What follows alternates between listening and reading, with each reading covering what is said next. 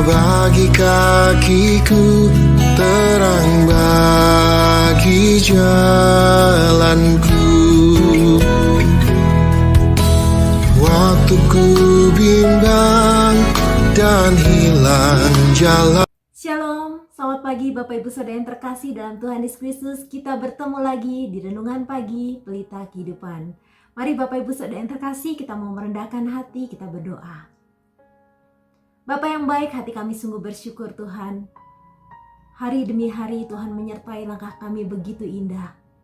Sekalipun ada banyak tantangan, sekalipun ada kesulitan dalam hidup kami, tapi kami selalu merasa diteguhkan, dikuatkan Bapa. Kami merasa tidak sendirian, tetapi kami melangkah dengan pasti untuk melewati setiap tantangan-tantangan itu.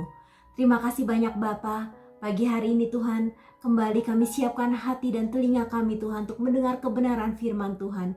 Firman-Mu yang menjadi pelita dalam hidup kami akan menerangi jalan-jalan kami. Sekalipun kami harus melewati lembah yang curam, jalan yang terjal, kami percaya terang firman-Mu itulah yang membuat kami bisa melewati setiap tantangan itu. Terima kasih Tuhan, urapi hamba-Mu Tuhan yang dalam keterbatasan, namun Tuhan Engkau yang menyempurnakan, Engkau yang memberikan hikmat dan bijaksana bagi hamba-Mu untuk menyampaikan apa yang menjadi isi hati Tuhan. Berkati Bapak Ibu Saudara dimanapun berada, Tuhan Kau berkati dalam pekerjaan, dalam keluarga, di dalam bisnis, di dalam pelayanan, Tuhan terus menyertai. Terima kasih Tuhan, kami mau sambut firman Tuhan pagi ini dengan hati yang penuh sukacita.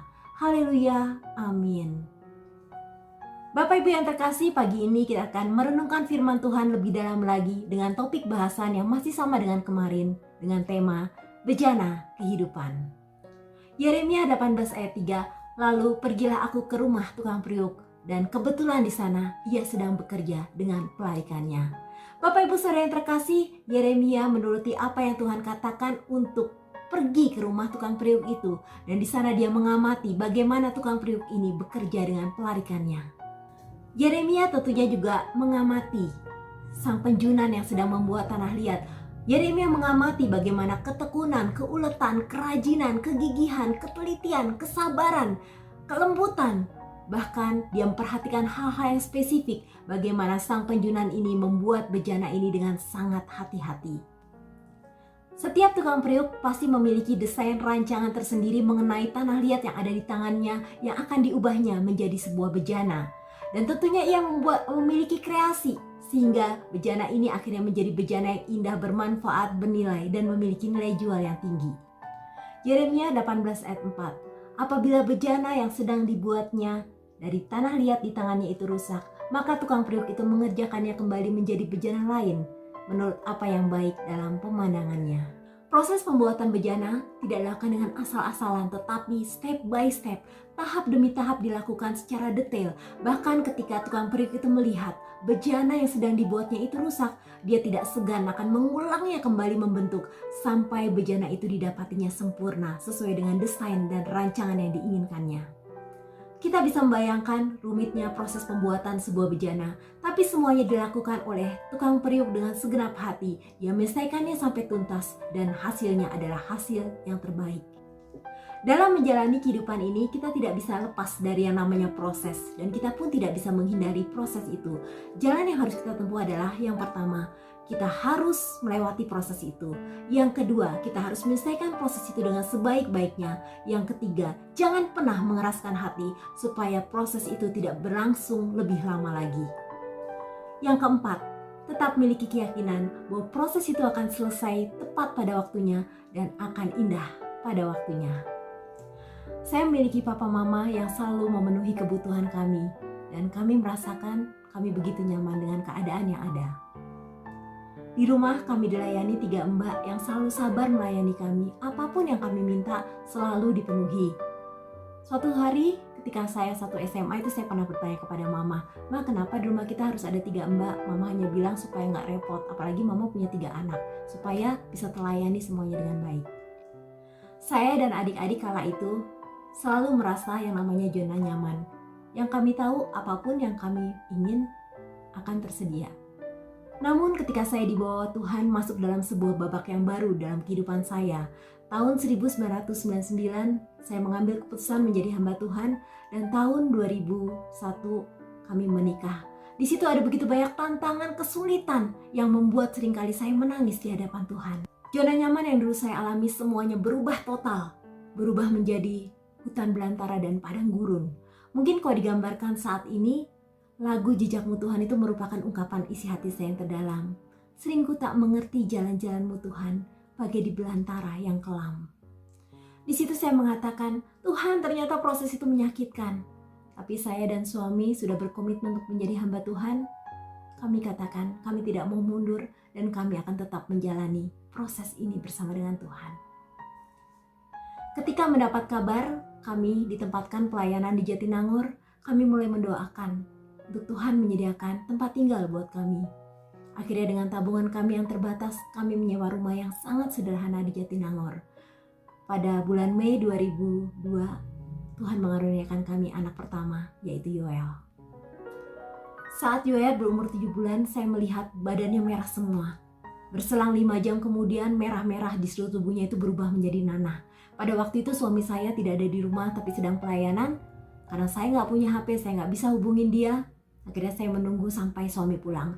Sorenya ketika suami datang, saya bilang, "Pak, kita harus segera bawa Yoel ke dokter." Kemudian suami saya terdiam dan saya melihat dia berdoa. Sudah itu suami saya katakan, "Yuk kita ke dokter." Sampainya di dokter diperiksa, kemudian kami harus menunggu obat. Sambil menunggu obat saya peluk Yoel. Tapi kemudian suami saya berbisik, "Mah, tanya dulu obatnya berapa, karena uang kita tinggal sisa 50.000. Spontan saya langsung datang ke loket obat itu, dan ternyata obat itu harganya 185.000. Dan saya katakan, "Gak jadi." Kemudian kami pulang. Di motor sepanjang jalan saya hanya bisa menangis sambil peluk Yoel. Saya katakan, "Tuhan, di saat anak kami sakit kami gak punya uang. Tapi Tuhan, kami percaya ada pertolongan Tuhan yang ajaib untuk menyembuhkan anak ini." Sampai di rumah saya melihat baju Yoel sudah basah oleh nanah. Pelan-pelan saya buka bajunya, saya ganti, saya bersihkan. Dan anak ini hanya bisa menangis. Sepanjang malam sampai pagi itu saya dan suami saya bergantian menggendong Yoel. Dan pagi harinya dia baru bisa tertidur. Bapak Ibu Saudara, di tengah pergumulan ini kami tetap memuji Tuhan, menyembah Tuhan, dan kami tetap bersyukur untuk proses yang Tuhan izinkan terjadi dalam hidup kami. Dan suami saya pun setiap hari tetap pergi untuk pelayanan, karena kami tahu kami hanya bisa melakukan bagian kami. Selanjutnya Tuhan akan melakukan bagian Tuhan yang luar biasa untuk menyelesaikan setiap persoalan kami dan untuk menyembuhkan anak kami. Hari demi hari luka-luka di sekujur tubuh Yoel mulai mengering, dan kami memuji Tuhan bagaimana cara Tuhan yang ajaib dan luar biasa menyembuhkan anak ini. Walaupun dalam keterbatasan kami tidak punya uang, tidak bisa memberikan dia obat, tetapi tangan Tuhan bekerja dengan ajaib. Bapak Ibu Saudara yang terkasih, kami melihat proses yang kami jalani ini adalah suatu pembentukan yang luar biasa buat kami, di mana disinilah kami semakin memahami. Yang pertama, Allah tidak pernah membiarkan dan meninggalkan kami. Yang kedua, Tuhan ajar kami untuk memiliki iman. Hal yang ketiga, Tuhan mau supaya kami tidak melihat kenyataan di sekeliling kami menjadi dasar pengharapan kami. Tuhan benar-benar ubah pola pandang saya, cara berpikir saya. Kalau dulu saya menaruh pengharapan saya itu pada zona nyaman, tidak pernah kekurangan uang, tinggal di rumah besar. Bahkan saya berpikir tidak perlu hidup khawatir, karena apa? Uang dapat menjadi solusi dalam hidup saya. Tuhan selalu punya rencana di balik proses yang Tuhan izinkan terjadi di dalam kehidupan kita. Bagian kita hanya taat. Sampai akhirnya kita akan kagum melihat bagaimana karya Tuhan yang luar biasa menolong kita melewati proses kehidupan kita. Ayub 23 ayat 10-11. Karena ia tahu jalan hidupku. Jikalau ia muji aku akan timbul seperti emas. Kakiku tetap mengikuti jejaknya. Aku menuruti jalannya dan tidak menyimpang. Percayalah, proses tidak akan bawa kita pada hal yang buruk, tetapi kita akan dibawa next level untuk kita mengalami kedewasaan iman. Yakobus 1 ayat 3-4. Sebab kamu tahu bahwa ujian terhadap imanmu itu menghasilkan ketekunan. Dan biarlah ketekunan itu memperoleh buah yang matang, supaya kamu menjadi sempurna dan utuh, dan tidak kekurangan suatu apapun. Tuhan Yesus memberkati Bapak Ibu Saudara sekalian. Mari kita satu di dalam doa. Bapa yang baik, terima kasih untuk kekuatan yang Tuhan berikan buat kami setiap proses kehidupan yang kami lalui. Kami tahu Tuhan kami tidak punya kekuatan apapun. Kami tahu Tuhan kami tidak berdaya tanpa Engkau yang memberikan kekuatan di sepanjang jalan kehidupan kami. Terima kasih untuk hari-hari yang telah berlalu. Ketika kami mengingat semua itu, betapa kami mengingat Engkau begitu baik dalam hidup kami. Engkau tidak pernah membiarkan kami, Engkau tidak pernah meninggalkan kami. Bahkan Tuhan, Engkau menghapus setiap tetesan air mata kami. Terima kasih Tuhan, karena setiap pengalaman itu menjadi sesuatu hal yang luar biasa di dalam kehidupan kami Tuhan.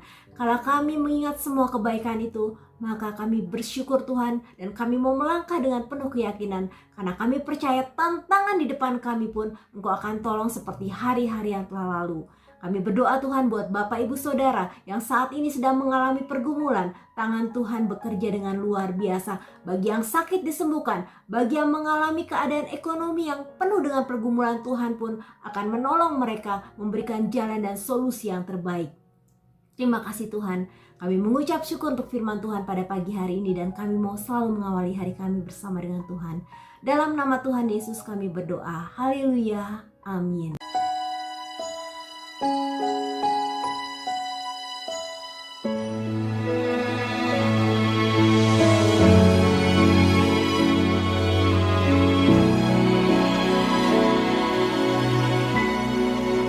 Betapa ku mencintai segala yang telah terjadi. Tak pernah sendiri jalani hidup ini, selalu menyertai. Betapa